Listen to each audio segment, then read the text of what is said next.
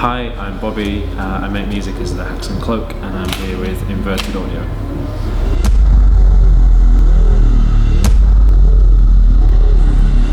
Wakefield's a pretty interesting place because there's not really very much going on there, particularly for a teenager growing up, so I kind of gravitated towards the local music scene there, and there's a very strong, we're only 12 miles away from Leeds, and in Leeds there's a very, very strong DIY sort of punk aesthetic that's always kind of run through the music that's been created there. So from the age of kind of 13 to 17, before I left, that's kind of what I did. I joined as many bands as possible and really kind of embraced the local kind of punk scene and all that stuff.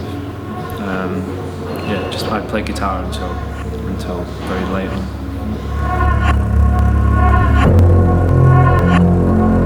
I mean, I did sing and I could sing. I sang in school. I was in the school choir and I was in the school, in school productions and plays and stuff like that. But when it came to my band music, I kind of just wanted to be the guitar player.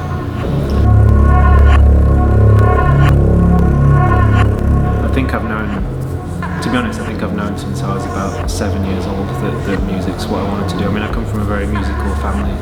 My mum was a Northern Soul DJ when she was younger, and she's always sung in bands.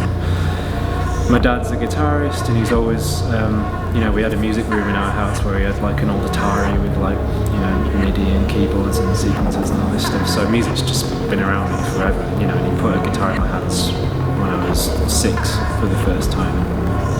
It's just stuck with me. I've just been surrounded by music, so it's all I've really ever known.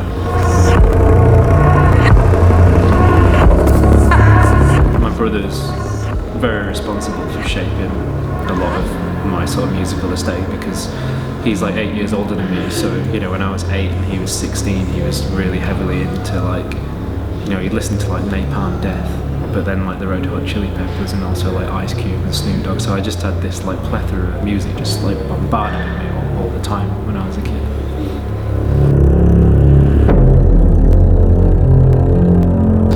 That started, the main point I remember is in the final year of my degree, and I was working on my final piece, and I had these speaker cones, and I was just playing different sine tones through them, and I started gathering different objects, so bits of metal or guitar plectrums, and then putting them on top of the speaker, and then I would change the frequency of the tone and watch how they reacted, so how they sort of moved, and then I'd put jelly in there or water or different thicknesses, and then you could see this very, very sort of physical effect that the music was having on the objects, and that kind of struck a chord with me. I was like, wow, so you can actually see the physicality of what you're creating in front of you, and that kind of it shaped my perception of music very differently, because then you only really get that from very low frequencies, and then that's a lot of what my music is about. I think it has to be very, very physical.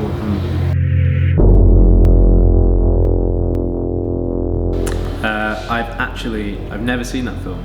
Right. I've never seen the Haxan film, but I remember it used to come up on the IMDb recommendations list for me, and I just saw the name and it just looked incredible. It's such a brilliant visual word that I thought, and when I was first sending out demos, when I lived at my parents' house, I would send out demos every month to different labels and stuff, and I was like, well, I need to get a name, and this name just kind of always sat with me, and I was like, well, I can't just leave it as Haxan because everyone's just going to link straight to the film. So I was sort of searching for words that could link with it, and then I researched the word, and it's an old Swedish word for witch, and then I thought it'd be cool, this idea of the witch's cloak. I think it's quite ominous sounding, and I just think it looks good as a set of words, and it kind of represents the kind of tone of the music pretty well.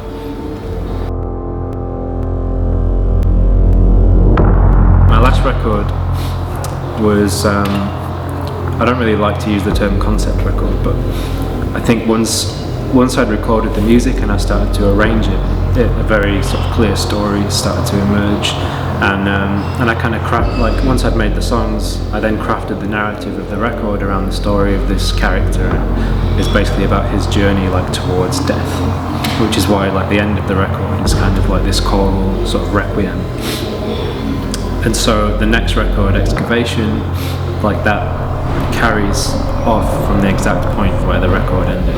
So this record is really about like this character's journey, like after that point and where he goes. And it's not necessarily, it's not heaven, it's not hell. It's just a very kind of abstract idea of kind of what happens like after that point. And that's why it's called Excavation, because it's about sort of being excavated to a different kind of level of existence. So who is this character? I don't know. You don't know? No, I don't know. What have you got in your head about him? Or her? It's definitely, I think it's a male character. I just think it's someone who's kind of, I don't see it as a sad death, I don't see it as a sad event, I see it as someone who's kind of lived a very kind of full life, and they just kind of, they're just exhausted, they're just gone,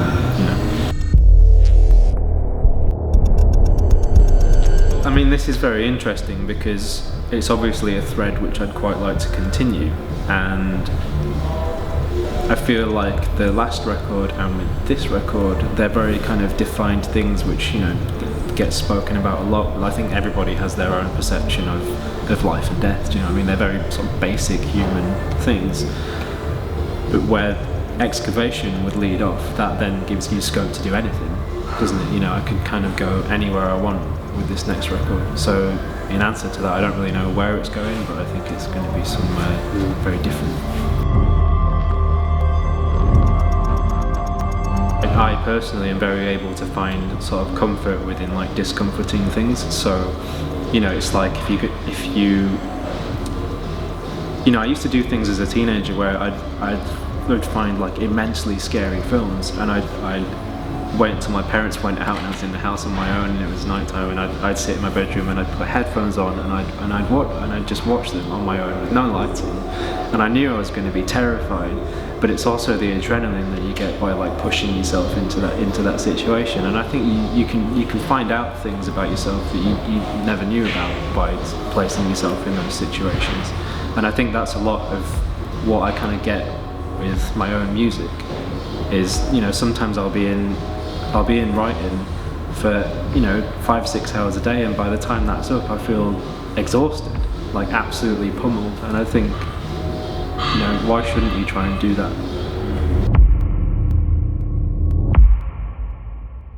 Well, Triangle actually got in touch with me around 2 years ago, and Robin sent me an email and he said that he really liked the first record that I put out, and he had this artist, Holy Other, and would I consider doing a remix. And at this point, I'll be honest, I didn't even know who Triangle were. I'm not very sort of up to date on like what happens in the music world. So I did a bit of research, and he sent me the Holy Other record, and I loved it. So I just said yeah, and then we've got a few mutual friends, so we went for a drink, and then we got chatting, and he was asking me my plans for my next record, and I kind of explained the concept, and he kind of flipped out and said, oh, well, would you consider doing a record with Triangle? And I didn't really have any other label interest at the time, so I said yes. And I went home and I did some more Googling, and it was around the time that first sort of ASAP Rocky mixtape had come out, so Clams Casino was getting a lot of attention. And I googled Triangle, and one of the first, and I love that record as well, so, and I googled Triangle, and one of the first things that came up was Clams Casino. So I was like, oh, this is actually a pretty big deal, like this could be a really big thing. And then so I went for another meeting with Robin, and we chatted through everything, and I was quite amazed by how someone can have such a clear vision. When he talked to me about my own music, he understood it completely, but then to understand someone like Holy Other, to understand someone like Clams Casino, I think it shows like a real broad musical intelligence, and I found that a really attractive prospect to release a record with someone.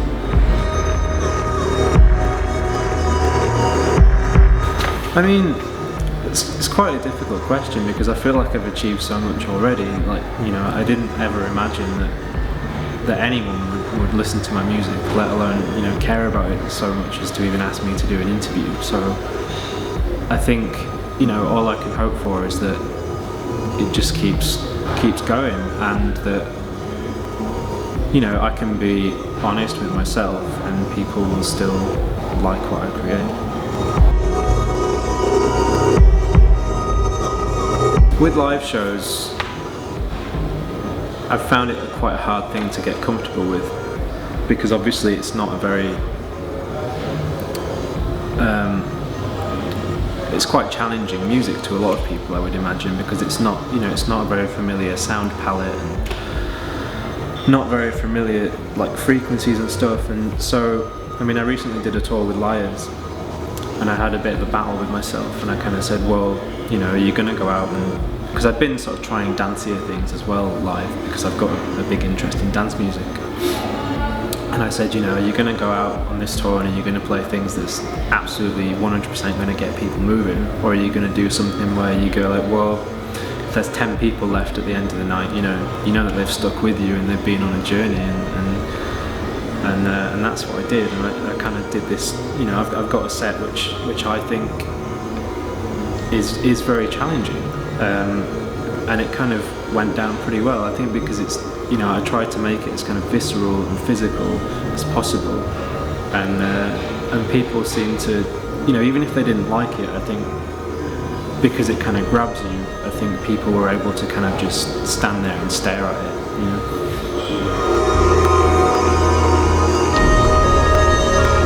For my first record, the artwork was done by a friend of mine, Richard Forbes Hamilton. He's an amazing painter and photographer.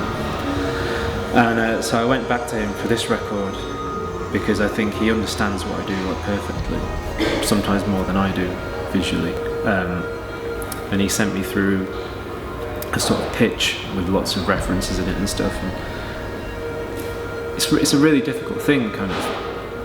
Especially with this record, I feel a lot more kind of personally entrenched in it than I did with my last one. So it's very difficult picking out an image which kind of sums up all these very personal thoughts and ideas that you've got going on.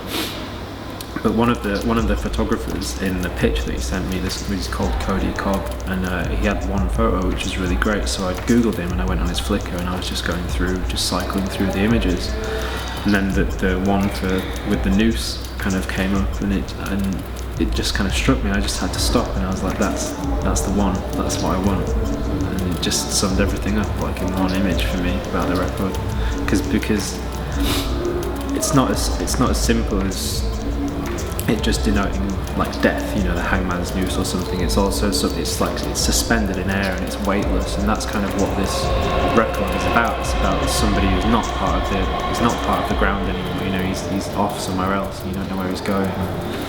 So I think that image did that quite well.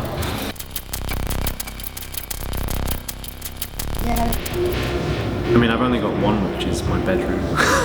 But I mean, like, that's not necessarily true, because I guess when I was very lucky with this record when I was making it, that I do some work for an organisation, the Britain Peers Foundation, which is sort of through the estate of Benjamin Britten. And they gave me the opportunity to have these studios in Suffolk for a week where I recorded like lots of orchestral instruments, sort of timpani and gongs and all this stuff. So I mean that was a dream.